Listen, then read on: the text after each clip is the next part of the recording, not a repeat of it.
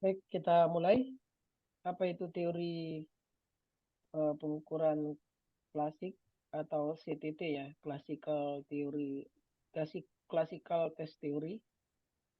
Sini analisis butir soal menggunakan teori klasik dilakukan untuk mengetahui seberapa baik butir soal dalam mengukur kemampuan siswa.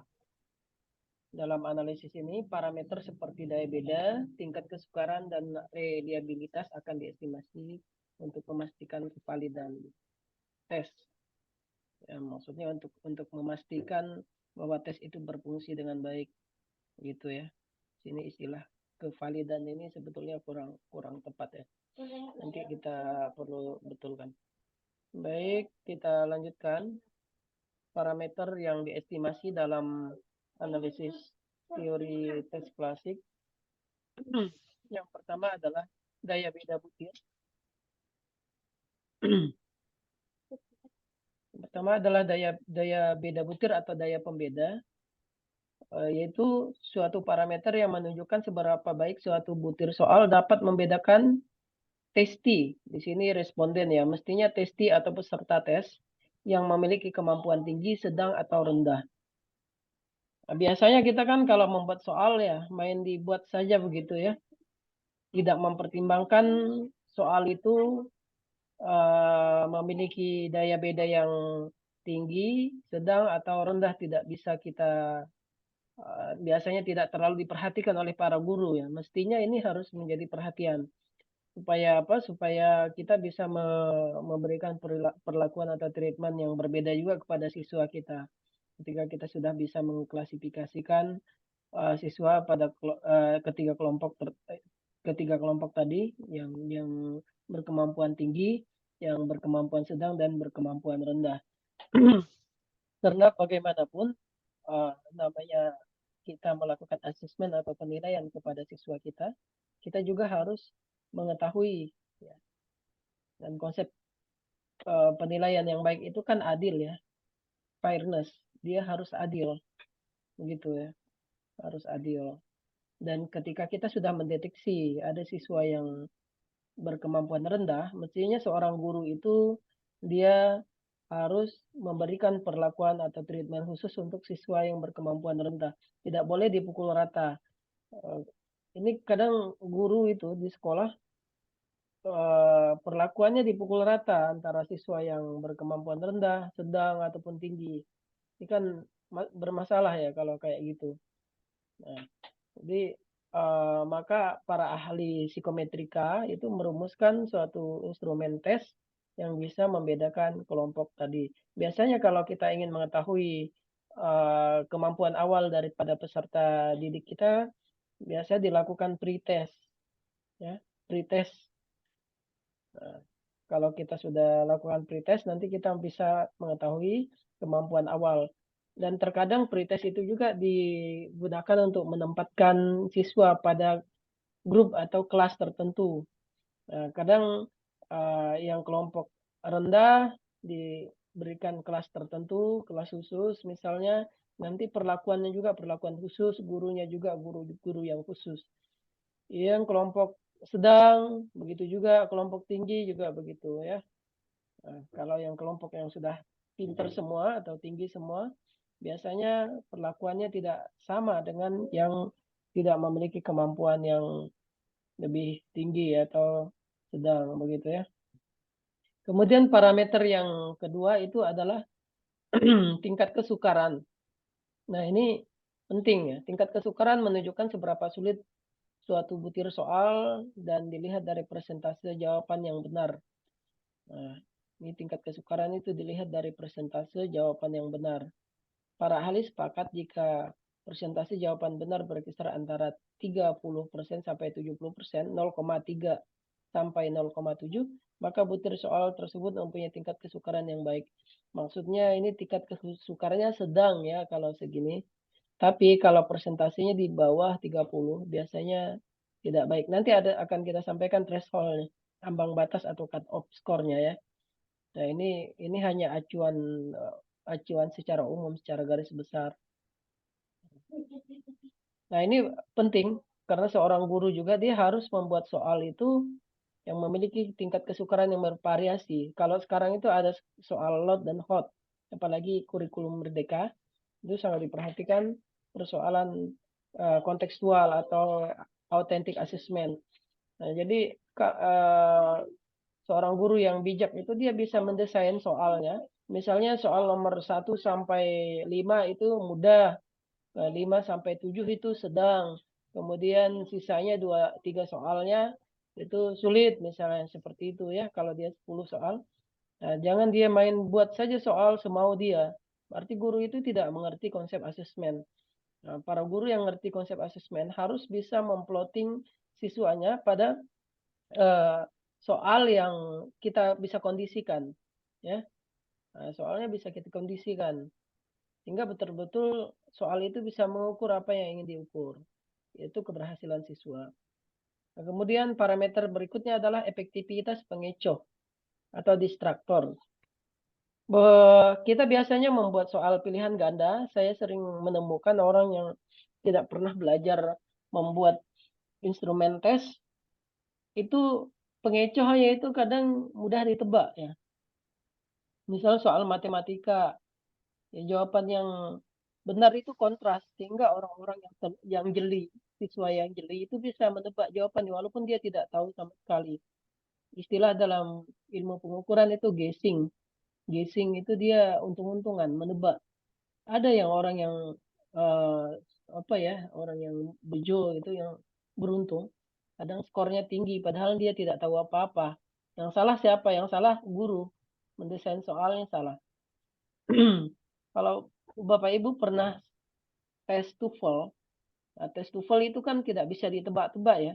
Coba saja ditebak itu soal tes TOEFL itu yang TOEFL yang punya license ya, yang punya license biasa eh, apa ITP ya. Nah, itu tidak bisa kita tebak. Kalau kita tebak skornya pasti rendah. Ini soalnya bagus sudah teruji. Nah, bukan malah ditebak skornya tinggi kayak gitu ya. Atau sebaliknya, ada kasus begini. Saya di tahun 2000 di tahun 2021 akhir atau 2022 awal di Kementerian Agama itu ada tes indeks apa ya, indeks moderasi beragama atau indeks profesional. Kalau tidak salah indeks profesional ya. Di situ dilakukan tesnya non kognitif, tesnya ini ya, non kognitif ya, tes sikap. Nah, tapi anehnya yang diukur itu pertama yang diukur adalah pengetahuan. Padahalnya yang ingin dicapai itu adalah sikap. Itu yang paling aneh. Yang kedua, para dosen khususnya di tempat kami di IAIN yang ogah-ogahan, yang malas-malasan, malah skornya tinggi. Sedangkan yang rajin skornya rendah. Itu kan artinya bermasalah serius soalnya. Seharusnya dosen yang malas ya skornya rendah. Dosen yang agak rajin skornya sedang. Mungkin yang malas tuh bisa 30 sampai paling tinggi 70 gitu ya. Sedangkan yang agak rajin itu bisa 70 ke sampai 80, sedangkan yang rajin sekali itu 80 ke atas. Tapi ini anehnya terbalik, yang malas-malasan karena dia menebak gitu ya. Dia malah atau karena dia jeli atau biasa punya keberuntungan kayak gitu ya. Malah skornya tinggi. Ini kan suatu soal yang salah. Bapak Ibu kalau Bapak Ibu melakukan tes, kemudian mayoritas siswanya dapat rendah, yang salah itu bukan siswanya ya, Bapak Ibu, yang salah gurunya. Itu bisa dipastikan. Yang salah gurunya. Salah metode pembelajarannya, salah strategi pembelajarannya, salah pendekatan pembelajarannya, atau salah mendesain soal tesnya atau instrumen tesnya. Ini harus diperhatikan betul oleh guru. Ya, jangan sampai nanti kita udah belajar di pendidikan, udah belajar juga konsep-konsep asesmen, penilaian kelas dan lain sebagainya, tapi faktanya kita tidak bisa membuat penilaian yang benar. Ya, atau saya pernah menemukan kasus di sekolah yang ranking satunya tuh sampai 5 orang. Kok bisa kayak gitu ya? Padahal di statistik itu tidak mungkin bisa sampai 5 orang ranking satu. Itu mirip Tuhan lebih dari satu ya. Tidak boleh begitu. Ada juga yang bilang kalau ada ranking 1, ranking 2 itu ini apa namanya, siswa itu tidak semangat kan ya. Betulnya di dalam teori psikologi itu ada manusia yang suka dengan persaingan. Justru kalau kita terapkan sistem ranking atau peringkat, biasanya siswa itu berlomba-lomba untuk merebut peringkat 1 kayak gitu. Tapi sekarang justru dihapuskan katanya konsep ranking di sekolah itu. Nah, ini juga menurut saya ada yang kurang pas lah. Saya malah justru mempertahankan konsep perankingan itu ya. Kemudian reliabilitas adalah tingkat kestabilan atau reproduktivitas dari sebuah tes. Jika dikatakan reliable, tes tersebut menghasilkan hasil yang konsisten dan akurat ketika diulang pada waktu yang berbeda. Nah, itu kalau Bapak Ibu buat soal tes, diteskan semester ini, hasilnya diuji validitas, diuji reliabilitas, koefisien reliabilitasnya tinggi, kemudian nanti betul-betul bisa mengukur kemampuan siswa. Itu di semester ini. Nanti di semester depan kita terapkan sampai beberapa tahun ke depannya juga masih sama. Yang berkemampuan rendah tetap terkelompokkan dengan baik, yang berkemampuan sedang terklasifikasikan dengan baik, yang berkemampuan tinggi terkategorisasikan dengan baik. Berarti reliabilitasnya bagus, konsisten ya. Di setiap waktu dan pada kondisi atau orang yang berbeda, hasilnya tetap memberikan hasil yang relevan atau sama, stabil, itu menunjukkan bahwa instrumennya reliable. Oke, baik. Kita lanjutkan. Ini ya, ini teori singkat dulu nih. Nanti Bapak Ibu kalau langsung ke software nanti kaget. Nah, ini mulai lagi nih. Kayak nge-lag lagi. Kayak ada seorang peserta yang bermasalah dengan Zoom-nya. Saya yakin ini. Halo Bapak Ibu. Sehingga mengganggu stabilitas Zoom saya. Begitu. Karena sebelum-sebelumnya tidak pernah nih. Ya, kayak gini yang nge-lag kayak gini ya. Nih. Ketika peserta itu masuk langsung otomatis ya. Bermasalah. Mungkin settingannya atau apa gitu ya. Bapak Ibu masih mengikuti? Ini Masih langsung monitor, Prof. ya, langsung nge-lag ya. Oke. Baik, kita lanjutkan. Penerapan pada soal tes dan soal bukan soal tak tes ya. Ini non tes ini ya. Non tes. Jadi di dalam dunia tes di dunia penilaian itu, penilaian kelas ataupun yang lainnya, penilaian sumber daya manusia misalnya ada istilah tes dan non tes. Tes itu biasanya yang berhubungan dengan pengetahuan, sedangkan non tes yang berhubungan dengan afektif, ya, ataupun secara khusus tentang sikap. Nah, kenapa kalau sikap tidak bisa pakai non tes ya? Dia ada skalanya sendiri, namanya skala sikap. Ini non tes, non tes. Oke, oke, kita nampak ya ini. Oke. Pada soal tes, analisis butir soal dapat diterapkan pada soal tes seperti pilihan ganda, true false, matching, mencocokkan ya. Ya, ini penting untuk memastikan butir soal dalam tes memiliki daya beda dan tingkat kesukaran yang baik. Sedangkan pada soal non-tes, itu misalnya esai, sebenarnya bukan esai ya. Esai itu bisa masuk tes. Biasanya ini kuesioner, ataupun pengukuran sikap. Ya. Analisis butir soal terbatas pada kejelasan instruksi, konsistensi penilaian oleh penilai yang berbeda. Biasa kalau untuk teori klasik itu jarang dipakai untuk yang non-tes ya. Dia sekarang pakai teori modern namanya IRT, Item Response Theory. Gitu. Baik, kita lanjutkan. Ini validitas dan reliabilitas.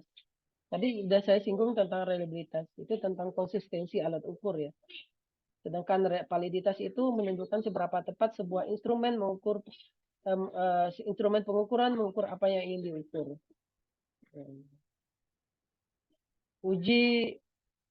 Istilah uji validitas itu kurang tepat ya.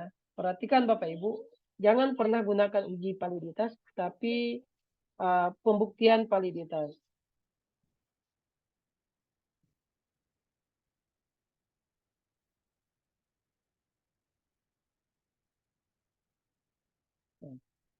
Kenapa istilahnya pembuktian validitas? Ya, karena kita membuktikan bahwa instrumen itu terbukti kuat atau terbukti tangguh, terbukti tepat apa tidak ya.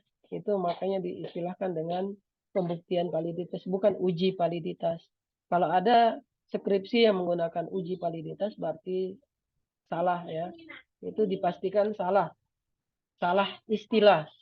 Salah istilah, bukan kesalahan yang fatal, tapi istilahnya salah. Nah,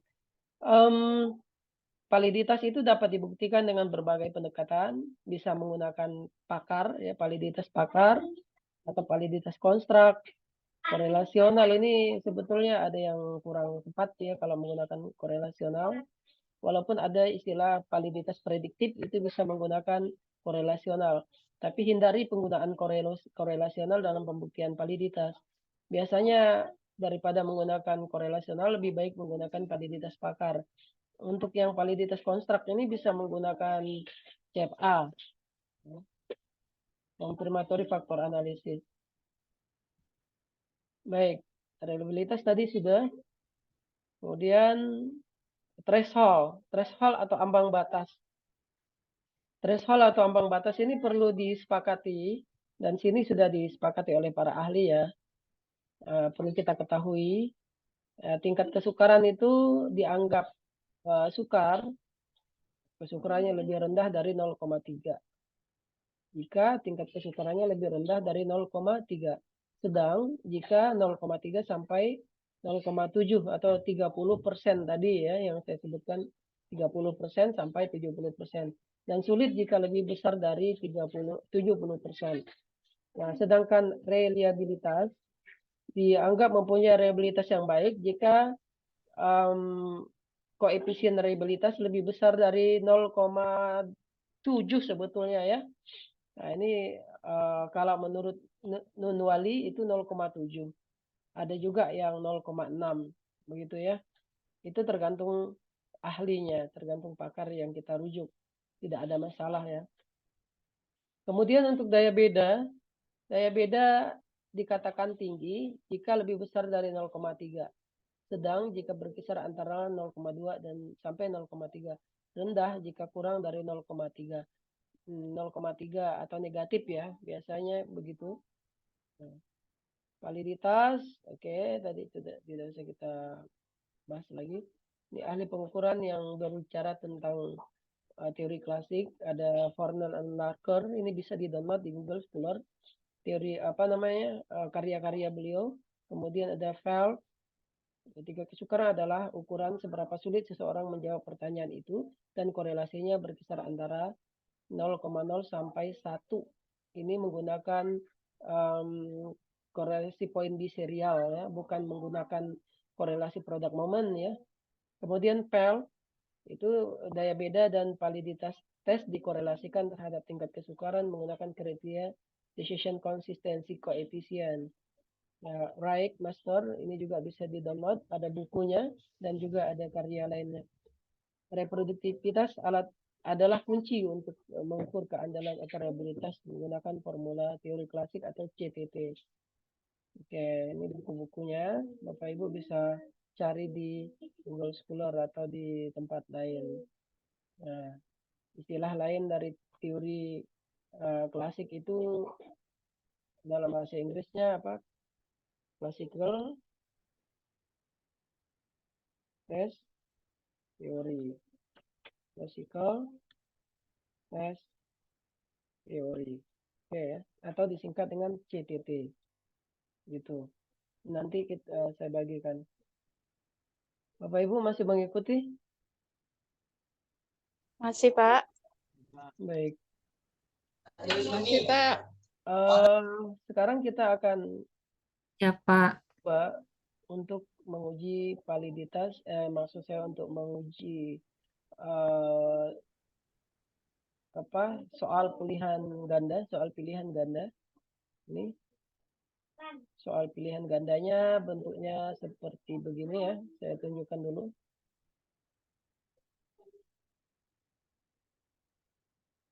Sudah saya siapkan. Nah, di sini biasanya kan kalau kita ngajar ya. Nah, kita akan melakukan tes, membuat soal. Ini saya tidak tampilkan soalnya. Anggap saja ini setelah dikoreksi, jawaban siswa itu adalah begini ya. Testi 1 maksudnya siswa nomor 1. Ini ada dia menjawab D nomor 1, kemudian dia menjawab D, menjawab B, dan seterusnya. Ini siswa nomor 1. Yang ini siswa nomor 2, nomor 3, dan sampai siswa nomor 30. Jika satu kelas itu ada 30 siswa. Kemudian kunci jawabannya kita simpan di sheet kedua. Ini sheet pertamanya, jawaban siswa. Kemudian kunci jawabannya kita simpan di sheet kedua. Jawaban nomor satunya C, nah, nomor 2-nya E, nomor 3-nya D, sampai nomor 10-nya B. Jadi tinggal kita cocokkan dengan ini ya. Berarti ini kan benar gitu ya. Ini salah, ini benar misalnya. Oke, paham ya sampai di sini? Sekarang Paham, Pak. kita uji. Sekarang kita uji. Bagaimana cara mengujinya? Kita gunakan program R. Ingat tadi multiple choice ya.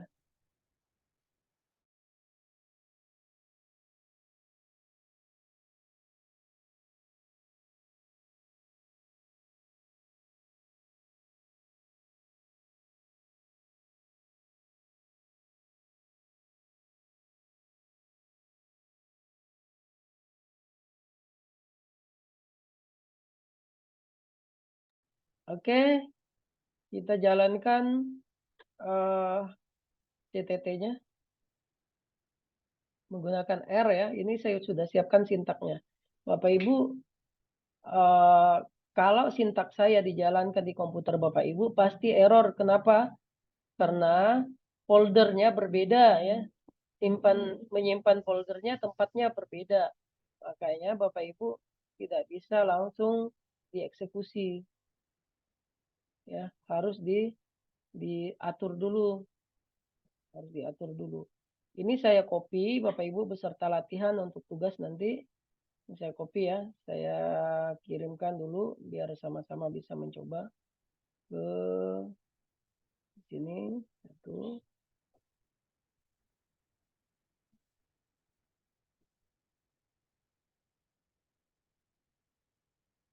Ntar saya stop dulu biar tidak lambat. Kemudian yang kelas sebelahnya itu di-download dalam satu folder, kasih nama analisis butir soal teori klasik ya. Analisis butir soal teori klasik. Nah, udah saya kirim semua. Bapak Ibu. Oke, saya share screen lagi.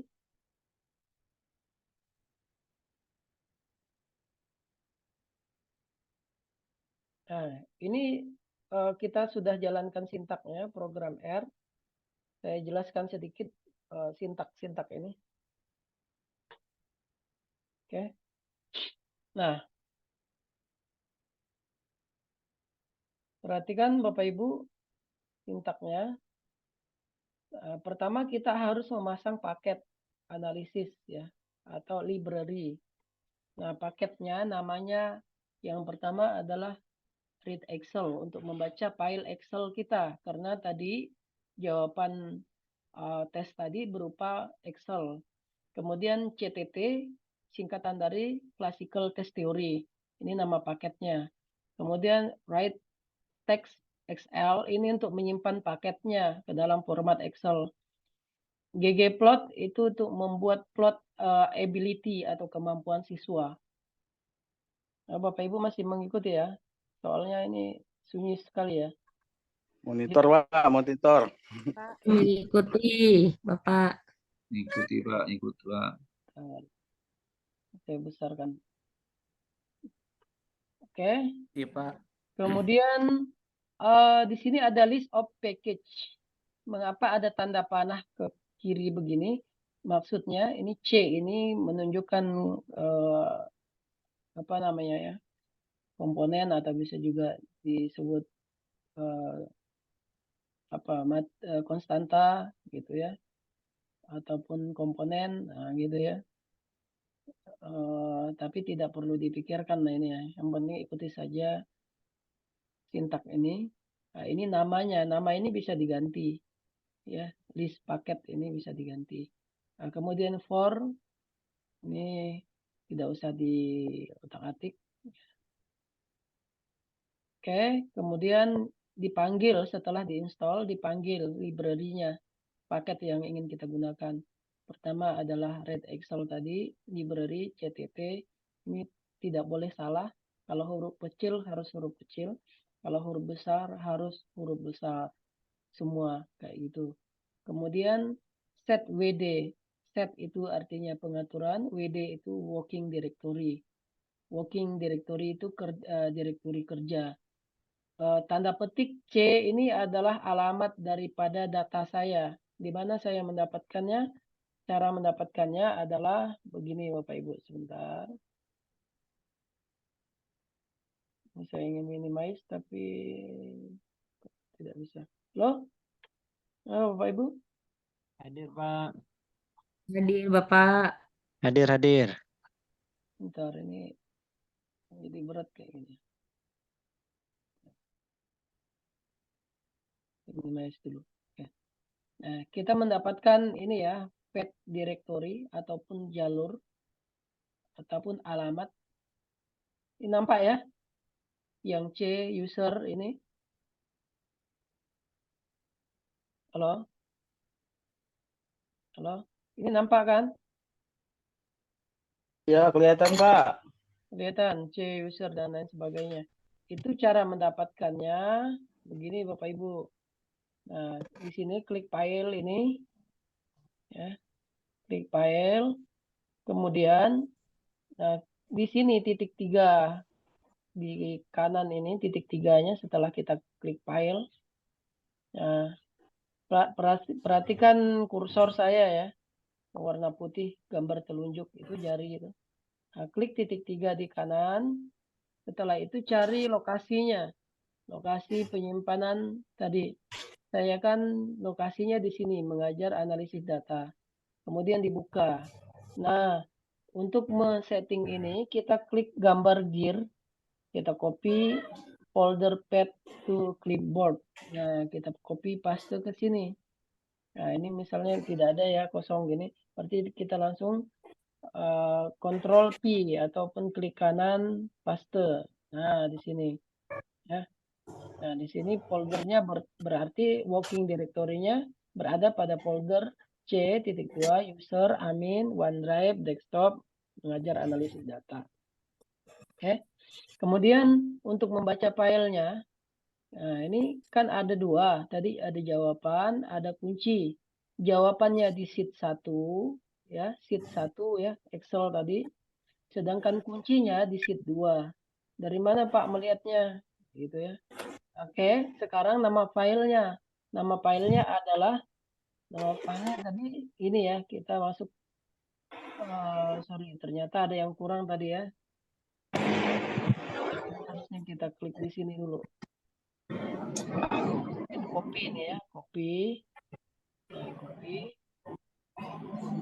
Tadi ada yang kurang, ada subfoldernya.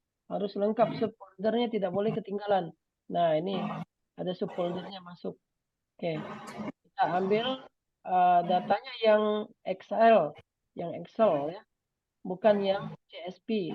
Nah ini yang Excel multiple choice, kita import, klik import di sini, kemudian bisa kita copy dari sini, ataupun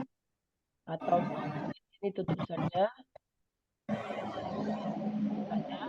Kita langsung ketik di sini nama filenya, ya kan, multiple choice titik XLSX, tidak boleh salah satu pun, tanda titik pun tidak boleh salah.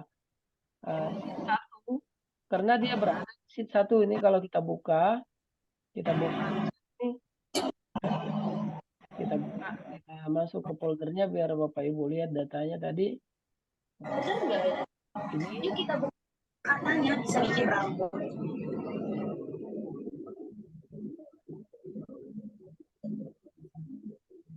oke.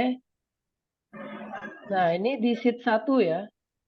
Jawaban berada di sheet 1, kunci jawaban berada di sheet 2. Kembali ke sini. Nah, ini. Di sini jawaban berada di sheet 1, kunci berada di sheet 2. Jadi, kunci kita ubah ke statistik ya. Kita jalankan saja nih. Run. Klik run. Sini yang merah warning, tidak error, tidak kita perlu perhatikan ya, tidak perlu kita perhatikan. Kecuali ada error. Jalankan lagi. Sekarang kalau kita lihat jawabannya ini kita blok gini, kita jalankan khusus di jawaban akan jawabannya. Ini jawaban siswa. Kalau kita di sini 2 kali, kemudian run, nampak kuncinya. Ya begitu ya. Kemudian kunci dalam bentuk vektor, dia sudah diubah dalam bentuk vektor. Nah, ini kalau kan tidak ada kolomnya lagi ya. Nah, ini sudah diubah dalam bentuk vektor. Kemudian melakukan scoring. Ini kan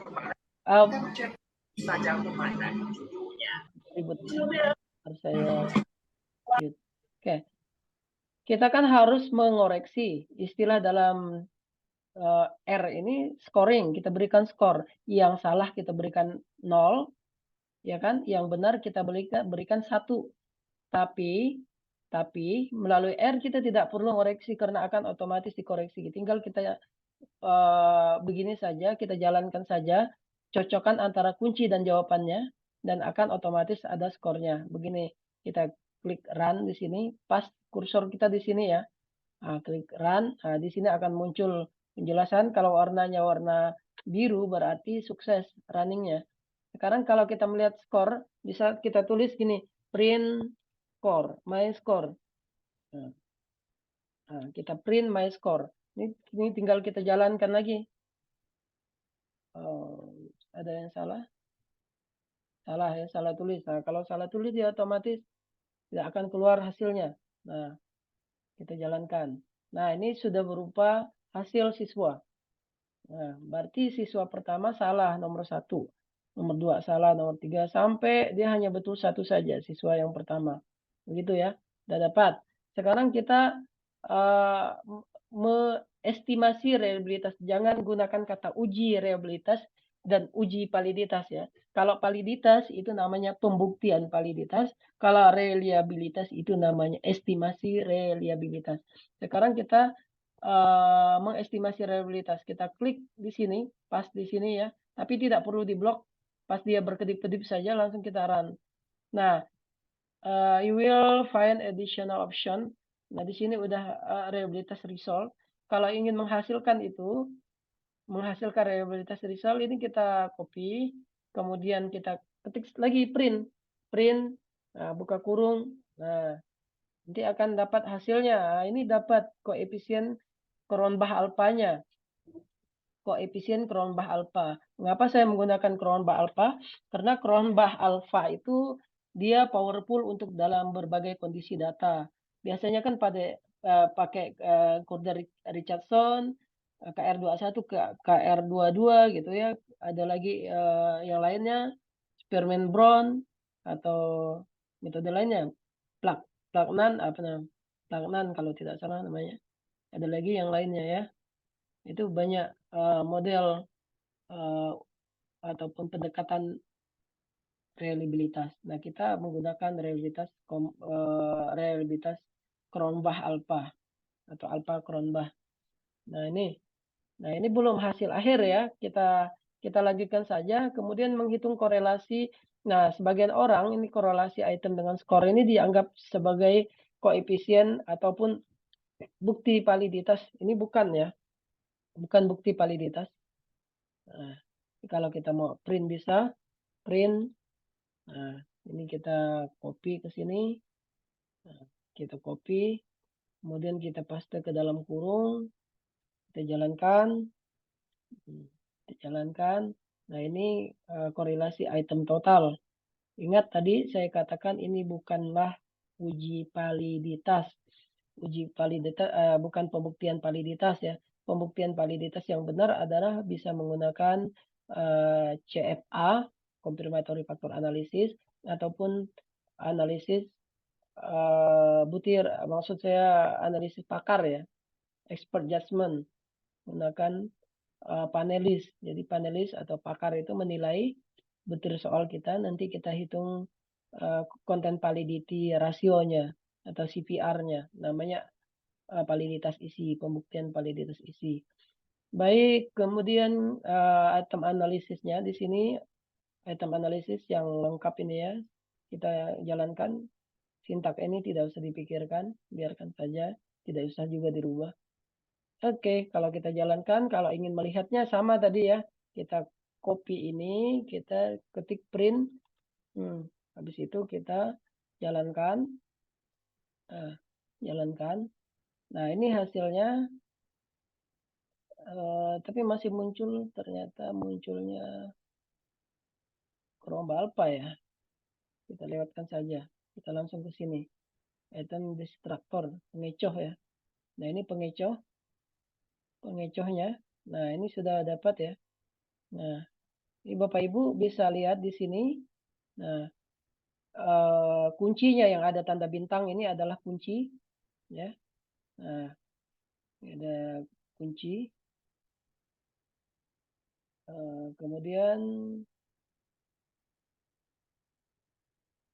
ini adalah jawaban daripada siswa ya. Nah ini perhatikan, dapat dilihat nih ya. Ini 1% yang menjawab A, 1,3% menjawab 0,13% atau 1,3% menjawab 0,13 atau 1,3% menjawab B. Kemudian 26% menjawab 10% menjawab A, 13,3% menjawab B, 26,67% menjawab C, kemudian 23,3% menjawab D, dan 26,67 menjawab E. Nah, berarti pengecohnya bagaimana? Nanti bisa dijelaskan ya. Pengecohnya apakah ini tergolong soal yang sulit atau soal yang mudah begitu ya. Kalau dia kurang dari 3%, kurang dari 30% berarti soalnya sulit ya. Nah, ini kan hanya contoh ya, ilustrasi bukan kasus sebenarnya. Jadi tidak begitu bagus gitu ya. Nah, beda yang soal yang kedua ini. Ini kan 30% menjawab benar ya, sesuai kunci. Nah, dibintangi ini kan sesuai kunci, menjawab sesuai kunci. Berarti soal ini tergolong sedang. Kalau ini tadi tergolong sulit. Gitu ya. Nah, ini diskrim. Ini artinya apa? Diskriminasi power, daya pembeda. Daya pembeda yang bagus tadi berapa? Nah, di presentasi tadi, daya pembeda yang bagus. Kan udah dijelaskan tadi ya, daya pembedanya. Nah, nanti dicocokkan. Yang ini distraktornya, diskriminasinya. Kemudian PBIS ini adalah probabilitas poin korelasi poin biserial. Nah, di sini nanti bisa diinterpretasikan mengapa negatif. Nah, ini adalah tingkat kesukarannya. Distraktor, tingkat kesukaran, daya beda. Sudah sekaligus dihitung di sini ya. Nah, gitu. Nah, sampai 10 soal ini, 10 item. Nah, ini hasil bisa kita jalankan hasilnya. Print, print, print. Nanti hasil akhirnya tinggal kita buka. Ini termasuk plotnya sudah masuk di sini ya, masuk di ini item plotnya, masuk di folder kita ya. Nah, ini adalah ability. item karakteristik code ataupun karakteristik item. Oke, kita masuk ke folder untuk melihatnya. Masuk ke folder. Nah, ini. Nah, dia akan masuk ke sini ya. Tadi setelah kita jalankan itu, dia akan masuk ke folder ini. Mana hasilnya nih? Ini box score-nya. Ini hasil analisisnya. Tinggal klik, jalankan.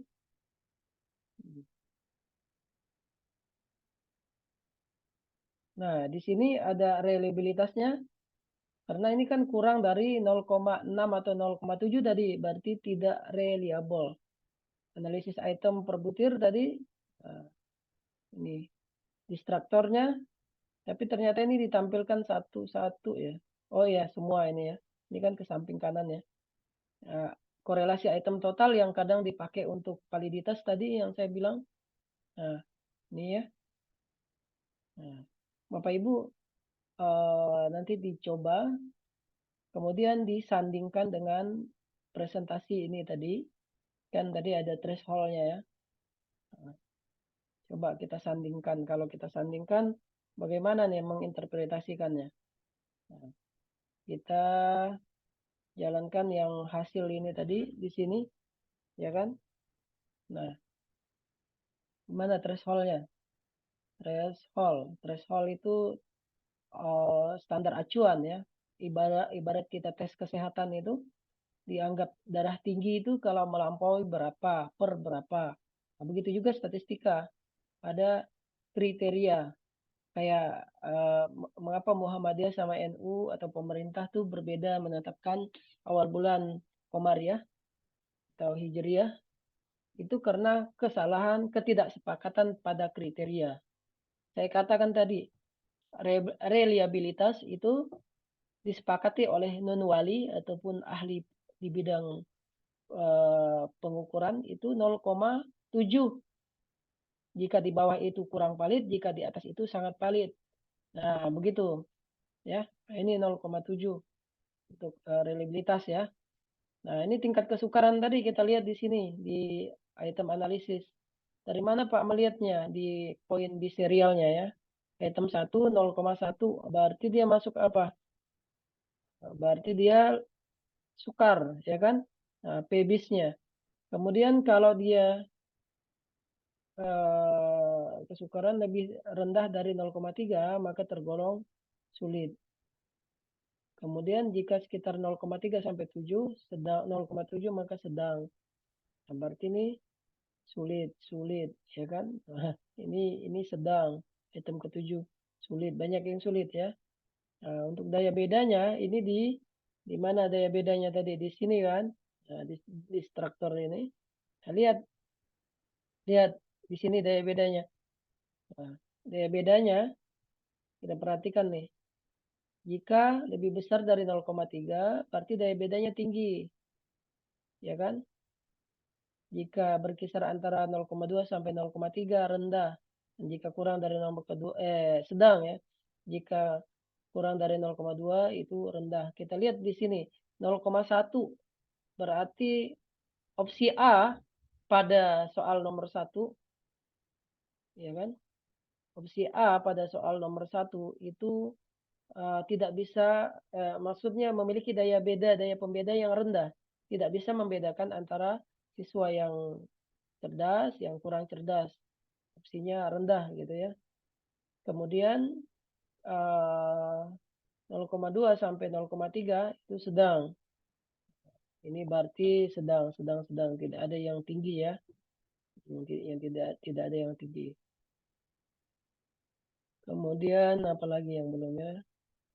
Ini tadi diskriminasi, item diskriminasi. Daya pembeda. Sorry, berarti ini ya, salah tadi yang diinterpretasikan. Yang ini maksud saya ya. Bukan yang ini. Sama nih. Ini, betul ini. Ya, item diskriminasi. Kalau ini efektivitas pengecoh maksudnya ya. Ini efektivitas pengecoh, yang ini adalah daya beda. Sorry. Bentar. Sebentar. Ini tingkat kesukaran. Ini tingkat kesukaran. Yang ini efektivitas pengecoh. Yang ini daya pembeda. Saya ulangi. Ini adalah tingkat kesukaran. Ya, yang ini efektif daya beda. Yang ini pengecoh. Nah, begitu. Ya. Jadi biar Bapak Ibu paham maksudnya ya. Sampai terusnya ini. Yang item nomor 1, 2, terus sampai item nomor 10 ya. Ke samping. Nah, nanti menjelaskannya begitu. Ya. Nanti dijelaskan item nomor 1 tuh seperti apa. Item nomor 2 tuh seperti apa. Terus Pak, kalau kita sudah dapatkan hasilnya bagaimana? Kalau sudah dapatkan hasilnya, seorang guru kalau soalnya terlalu sulit, itu bisa diperbaiki, direvisi. Atau kalau opsi pilihan gandanya itu tadi tidak bisa membedakan antara kelompok yang pintar, kelompok yang sedang, atau kelompok yang kurang tidak pintar, maka juga direvisi opsinya, pengecohnya, supaya dia bisa membedakan ya. Di sini diskriminasinya ini nampak ya perbedaannya. Ya, pengecohnya diperbaiki. Daya beda, pengecoh. Nah, pengecoh ini berpengaruh. Jangan sampai menggiring ini pengecohnya ya. Ingat bintang ini adalah kunci jawaban. Ya. Oke, saya rasa penjelasannya cukup. Soal latihan udah saya kirim. Nanti dikerjakan. Latihan ini nanti jadi tugas ya. Jadi tugas. Nanti dikumpulkan. Ini ada 40 soal. Silahkan kelas A kerjakan. Kelas A ada 18 orang ya. Pak Asnawi ya. Halo, Pak Muri. Kelas A berapa orang? Kelas A ada 20, Pak. Berarti kelas A kerjakan nomor 1 sampai 20 ya. Kemudian sisanya kelas B. Misalnya kelas B-nya ada 18, berarti kerjakan sampai 38. Kalau ada 20, kerjakan sampai 40 gitu ya. Oke. Ya, Pak. Ini kalau dibuka di sini ada sheet 1, sheet 2. Coba kita buka.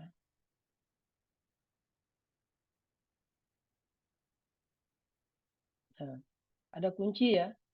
Kunci jawaban ada kunci, tapi nomor soal 1 sampai 40 ini tidak sama, satu pun tidak ada yang sama. Kenapa saya buat gitu? Supaya tidak ada yang jadi joki mengerjakan tugas. Gitu ya. Tidak ada yang sama itu, boleh dicoba. Ini kalau ada hasil yang sama berarti dia tidak mengerjakan, copy paste punya temannya. Gitu saja singkatnya begitu ya. Kemudian kemarin-kemarin kan kita belum berikan soal juga. Ini saya sudah siapkan soal untuk analisis deskriptif biar juga paham ya.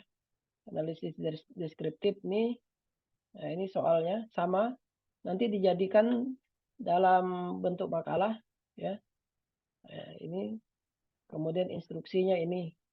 Nah, instruksinya ini tinggal dipahami saja instruksinya. Ya. Buat seperti contoh saya kemarin. Nanti dijilid dalam bentuk makalah. Maksudnya bukan dijilid ya, dalam bentuk file yang bagus, dalam bentuk makalah. Baru dikirimkan nanti sebelum atau pas mid semester. Nanti akan saya tambah dengan analisis data kualitatif. Saya kirimkan juga yang soal deskriptif ya, karena kemarin sudah saya sampaikan pembelajarannya tapi tugasnya belum ada. Nah, ini saya kirimkan juga yang kualitatif. Oke. Nah, ya. Tadi sudah korelasi deskriptif CTT. Oke, baru itu materi kita ya. Oke, saya rasa begitu penjelasan dari saya. Bapak Ibu, silakan. Kemudian untuk yang analisis deskriptif itu, kan soalnya beda tuh dengan saya kemarin. ya agak beda. Nah, nanti kalau karena agak beda, mungkin perlu penyesuaian di sintak ya. Sintaknya perlu disesuaikan. Sebentar, saya lihat dulu mana sintaknya nih ya. Ini analisis statistik deskriptif. Nah, sintaknya nanti jangan, Pak, ini error, Pak. Iya, kalau sintaknya tidak paham modifikasi sintaknya ya, nanti hasilnya error. Perhatikan, sesuaikan dengan soal. Soalnya tadi apa? Soalnya ini soal deskriptifnya. Kita coba lihat soalnya. Nah, soal nomor 1. Ini sama ya, beda. Maksudnya sama, ini bahwa soal ini seperti soal yang tadi juga tidak ada perbedaan antara soal 1 sampai 40. Nah, ini kan ada jenis kelaminnya pakai bahasa Inggris, male, female gitu ya.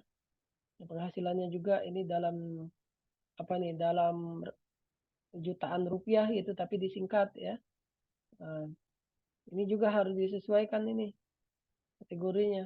Atau Bapak Ibu nanti dimodifikasi saja. Maksudnya 3.502.55 ini jadi 3.502.550 misalnya begitu ya. Diubah dalam format yang sesuai dengan sintak ini ya. Ini kan sintaknya begini. Nah, kalau tidak sesuai dengan ini, maka otomatis tidak akan bisa dijalankan itu. Nah, usia ada apa tidak di situ usianya? Usia ada, usia tidak ada masalah. Jenis kelaminnya, bagaimana dengan jenis kelaminnya? Jenis kelamin male female tadi di sini ada apa tidak? Keterangan jenis kelamin. Kalau tidak ada, otomatis bisa dihitung ya. Kita lihat dulu. Tidak ada, hanya 2 saja.